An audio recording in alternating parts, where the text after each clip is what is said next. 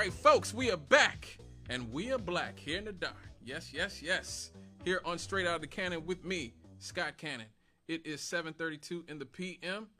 I promised it earlier in the show, so it is time. It's time to go to the motherland with our Africa report. Please stay with us.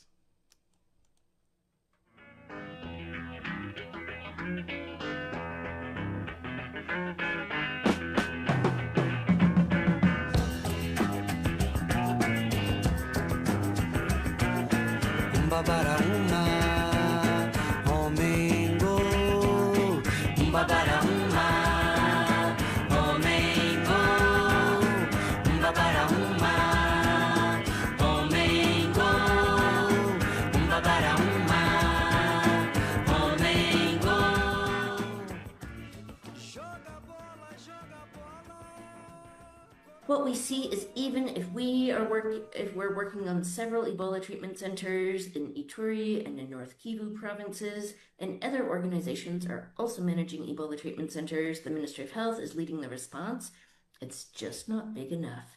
There we see the number of cases increasing every single day. We see more and more community deaths. We see new cases in new areas, and what the response is today just can't catch up to the size of the spread of the outbreak today. There are places where you have one community death in a new area, and in a few days you have 17 new cases. It's such a great example of how infectious anyone is that stays in the community as soon as they have symptoms. So if we don't have proper surveillance in place, if we're not able to monitor every single person that was in contact with a confirmed case, every single person that's at risk of developing the disease, if we're not able to monitor this, the outbreak will continue. The concern about people striking is serious. We see that certain staff are not paid. We see surveillance teams that were also not working. If we don't have staff working because they're not being paid, it means that work isn't being done.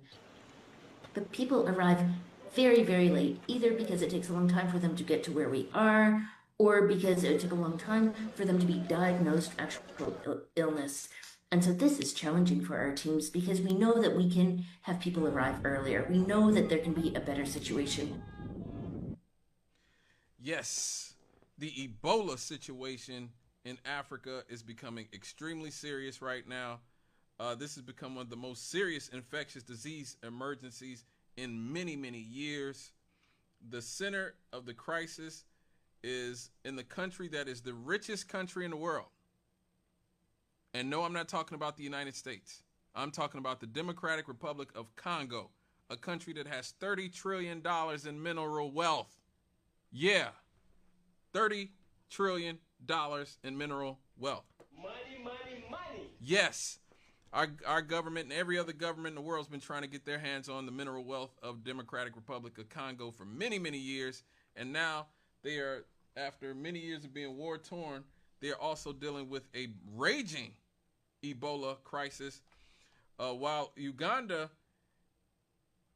also has an Ebola outbreak, but they are largely bringing it under control a little bit. So the outbreak in eastern DRC has grown rapidly since May. They've had almost 2,500 confirmed cases, 1,000 deaths already. Most of the cases are concentrated in Ituri and North Kivu provinces. Many health officials believe that the true number of infections is probably way higher because a lot of the cases are never reported.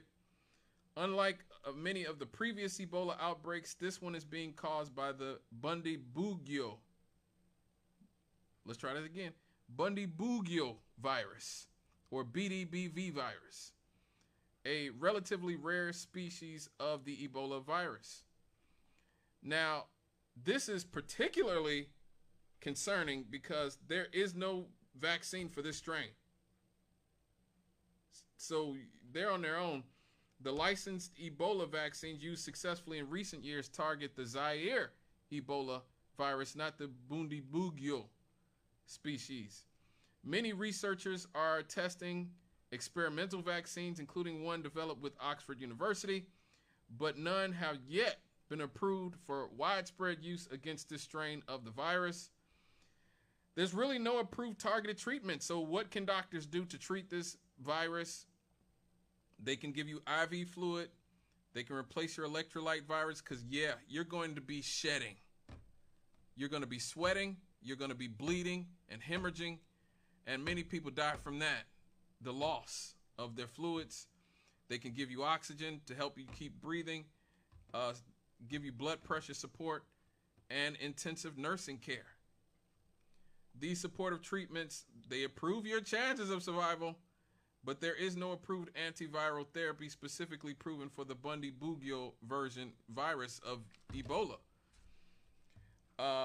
The virus is spreading through many unknown chains here. That's one of the most alarming things about all this. 80% of new infections cannot be currently linked to a known transmission chain. That's scary.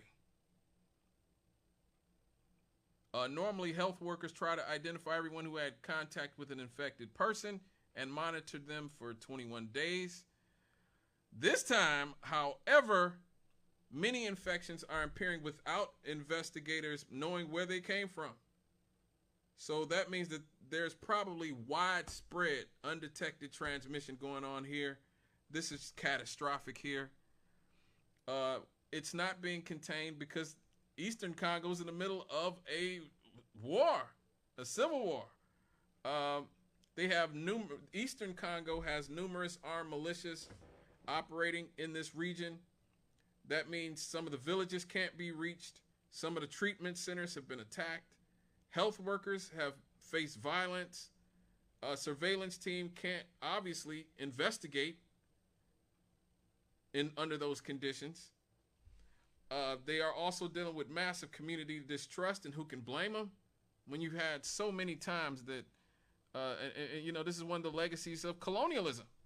When you've had so many tricks played on you by the medical establishment and by, you know, the international, you know, community against sub-Saharan Africans, especially in, like I said, a place like the Democratic Republic of Congo, which is the richest place in the world. The richest place in the world with the poorest people. And so they don't trust their government. They don't trust our government. They don't trust anybody, really, because, again, there's been so much done to these people in over the decades. So what you're seeing is a lot of communities, you're seeing families hide their sick relatives. You're seeing traditional burial practices continue despite the risk of this virus can be transmitted in those situations. Obviously, misinformation and disinformation. We're in the era of misinformation and disinformation is spreading quickly. And we just talked about the funerals. The reason that the funerals are unsafe is because funerals can become major transmission events. I remember here in COVID, I had a family member die and they had COVID. And we actually had to watch the funeral on Facebook because most of us were not allowed to come because people were afraid it was going to be a super spreader event.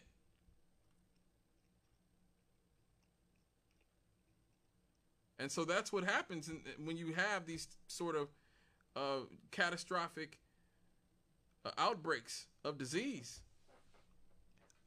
Obviously, they don't have, in the middle of a war, basically, they don't have an intact healthcare system. Many of the hospitals are lacking protective equipment, the PPE that they need to be able to do their job, laboratory capacity. Well, I mean, come on. Isolation beds, sufficient staffing. As you heard the woman in the video saying, a lot of the people, they're not able to pay people. I mean, would you risk your life to be exposed to Ebola for free? I mean, come on, brother. So you have healthcare workers who are protesting delayed pay, disrupting the response efforts. As I said earlier, in Uganda, they have it a little bit better under control. Authorities were able to quickly isolate the patients. They were able to trace the contacts a little bit better. They tested the suspected cases and expanded the treatment capacity very quickly. The last known Ebola patient was already discharged from the hospital in Uganda. and Uganda has entered the WHO's required 42-day countdown before it can officially be declared Ebola free, assuming no new cases emerge. Now, what about the rest of us outside of the continent? Okay, there have been a small number of travel-related cases outside the outbreak area, including a physician diagnosed after returning to France from the Democratic Republic of Congo. Countries have increased screening and preparedness, but there is no evidence of sustained transmission outside of Central Africa. So that is good news for the rest of us in the West here. The CDC, our Centers for Disease Control here in America, are assessing the risk to the U.S. public as low. And there have been no confirmed U.S. Ebola cases linked to this outbreak. Could this become another great West African epidemic? Man, who knows? This is very concerning. A lot of the experts are very concerned and keeping an eye on this. Still, you saw in 2014 the West African epidemic that caused over 28,000 infections and 1,100 deaths. That's still sort of the benchmark. Today we have better diagnostics, surveillance, and international coordination. But again, when you're dealing with a war zone, like who the hell knows? And you're dealing with some of the other challenges that we're going to get into. Oh, we're going to get into those other challenges very soon. Now, a big part of the story that obviously is not being covered very much in the American press is that the cuts to U.S. foreign assistance. Now, they did not cause the Ebola outbreak. The outbreak is being driven by the virus itself and the armed conflict, as we stated, and the weakness that comes from being in the middle of a war zone. Therefore, you have a weakness in local healthcare systems. However, many public health experts are saying that reductions have made response more difficult by reducing the resources available to detect and contain this outbreak. And so again, we just did the lifestyles of the rich and shameless about Elon Musk a few weeks ago. I think that was about a month ago now. And the USAID cuts and the cuts to foreign aid. This is a big part of the reason why you have foreign aid, especially for rich countries, so that you don't get this type of epidemics that spread quickly. And there's no way in hell that you're going to completely wall yourself off from the rest of the world. So for decades, the U.S. funded programs through agencies like USAID and the Centers for Disease Control that help these countries in Africa train disease, epidemiologists, help them, operate these laboratories, monitor the disease clusters, trace contacts, and strengthen the local healthcare systems themselves. So that was a big part of what our tax dollars in this sense was doing. When you cut that off, you cut a big part of what's helping to contain these disease outbreaks in places like West Africa. Now, when the funding is reduced, the countries often have fewer trained professionals, less laboratory capacity. That can delay in identifying cases and allowing outbreaks to spread before they are actually identified.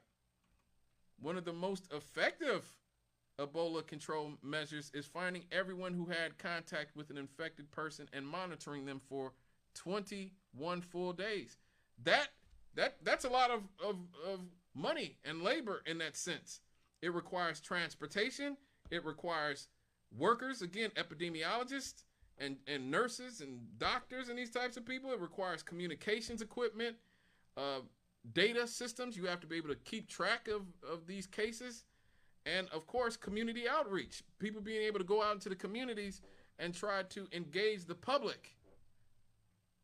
So when you cut aid, that's what you're doing. You're cutting all of that.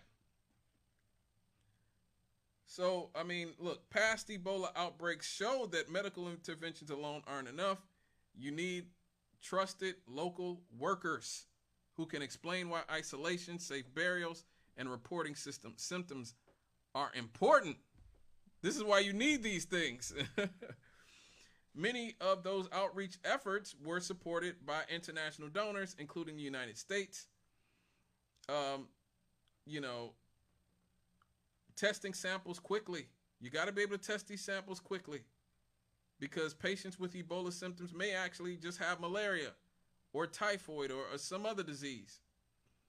Reduced funding can result in the slower transport of said of these samples, the transport of the samples, should I say.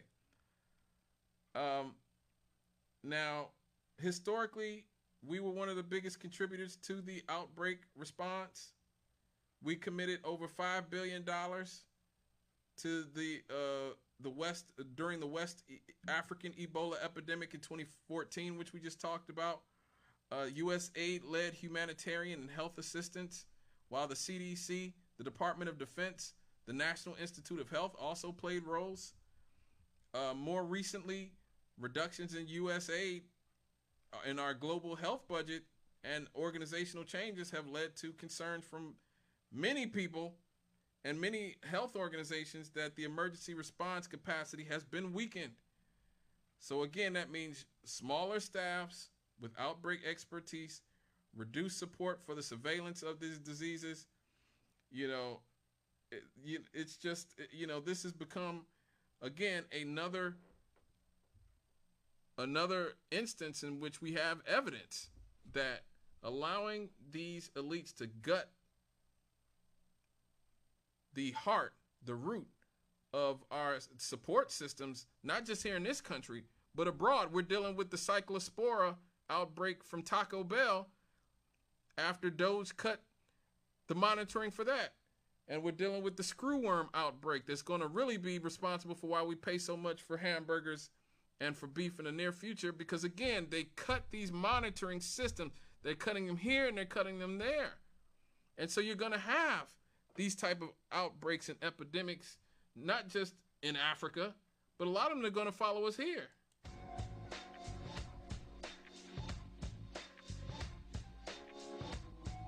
And so it's important that we understand exactly why, regardless of what, you know, the right has argued for many years, why a lot of these programs were vital in the first place.